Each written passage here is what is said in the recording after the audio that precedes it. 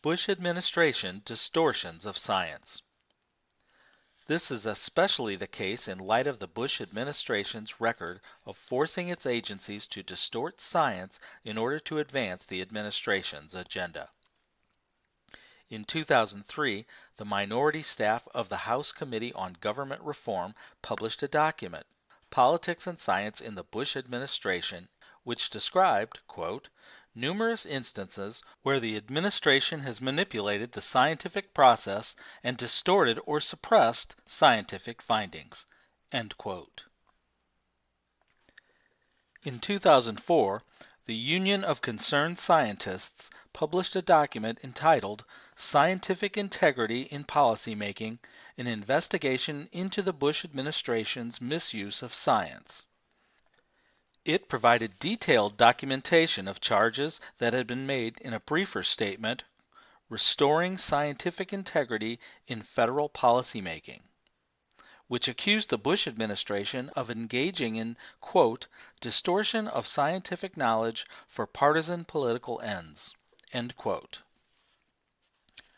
By the end of 2008, this statement had been signed by over 15,000 scientists, including 52 Nobel laureates and 63 recipients of the National Medal of Science. One especially well-known and deadly example of scientific distortion ordered by the Bush-Cheney White House involved Ground Zero after the 9/11 attacks. On September 14, 2001, the Boston Globe reported that scientists had determined that the air had, quote, levels of asbestos up to 4 times the safe level, placing unprotected emergency workers at risk of disease, end quote. On September 18th, however, the Environmental Protection Agency issued a statement saying that the, quote, air is safe to breathe, end quote, specifically assuring New Yorkers that the air did not contain, quote, excessive levels of asbestos, end quote. Why did the EPA lie, as Dr. Kate Jenkins, one of its scientists, later testified that it had? EPA Inspector General Nikki Tinsley reported that pressure from the White House, quote, convinced EPA to add reassuring statements and delete cautionary ones, end quote. Specifically, Tinsley said statements were deleted about the potential harmful effects of airborne dust containing asbestos, lead, glass fibers, and concrete. On the basis of the EPA's assurance, many of the Ground Zero workers did not take even minimal precautions, let alone the extreme precautions that should have been mandatory given the very toxic air.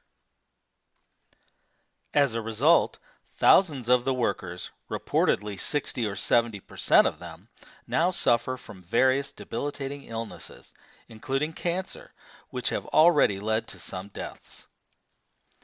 A lawyer for victims has predicted that, quote, more people will die post 9/11 from these illnesses than died on 9/11, end quote.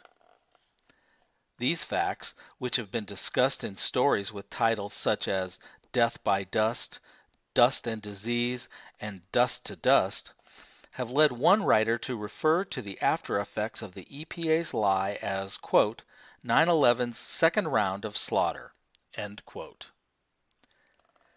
If the White House would force the EPA to tell such a lie, even though this lie would endanger the lives of thousands of Ground Zero workers, would it not also, if it had arranged the controlled demolition of the Twin Towers and WTC-7, have made sure that NIST would issue reports covering up this fact?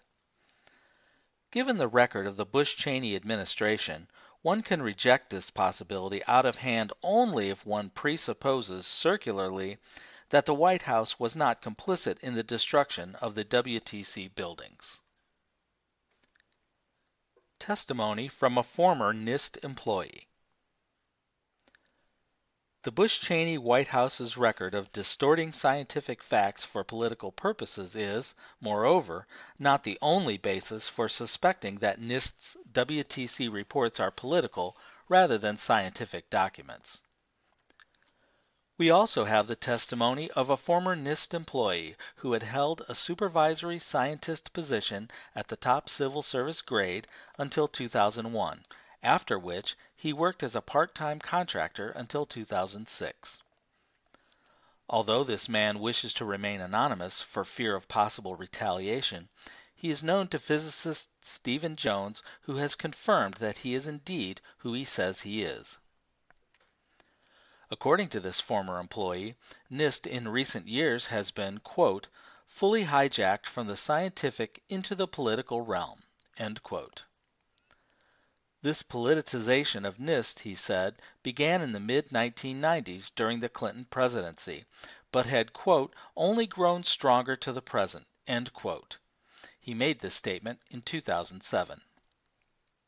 As a result, he said, scientists working for NIST, quote, lost their scientific independence and became little more than hired guns, end quote. Speaking in particular about the implications of NIST's politicization for its work on 9/11 related issues, he wrote, when I first heard how the NIST, quote, scientists involved in 9/11 seemed to act in very unscientific ways, it was not at all surprising to me. By 2001, everyone in NIST leadership had been trained to pay close heed to political pressures. There was no chance that NIST people, quote, investigating the 9/11 situation could have been acting in the true spirit of scientific independence, nor could they have operated at all without careful consideration of political impact.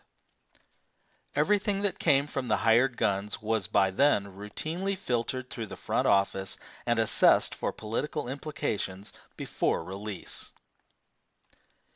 In addition to being examined by NIST's front office, he added, all of the documents produced by NIST's scientists were also scrutinized by, quote, the HQ staff of the Department of Commerce, which scrutinized our work very closely and frequently wouldn't permit us to release papers or give talks without changes to conform to their way of looking at things, end quote. The National Security Agency, and the Office of Management and Budget, which is an arm of the Executive Office of the President, and, quote, had a policy person specifically delegated to provide oversight on NIST's work, end quote.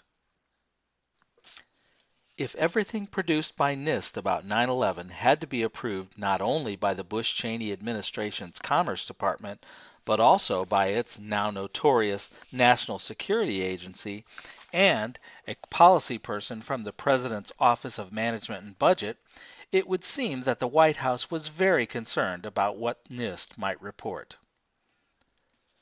Philip Shannon reported that the 9/11 Commission had been a focus of Karl Rove's attention. Rove led the fight to prevent the formation of such a commission. After the 9/11 Commission was forced into existence by public pressure, he was involved in the selection of its chairman.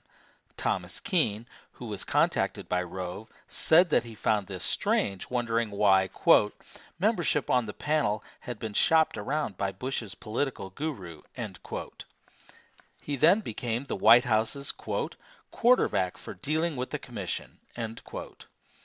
And finally, Rove, as well as Rice, had continuing contact with Zelikow while the commission was doing its work.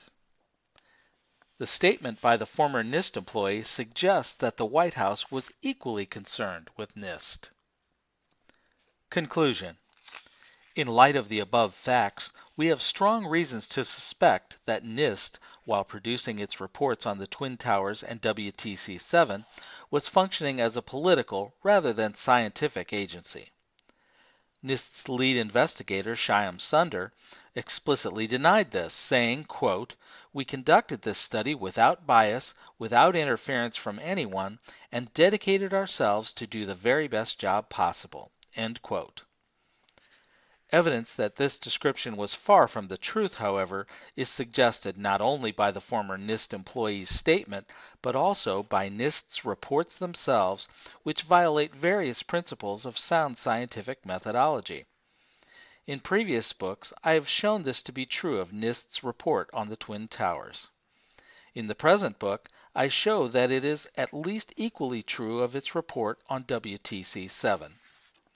The next chapter discusses some of the principles of scientific method that are violated in NIST's WTC 7 report.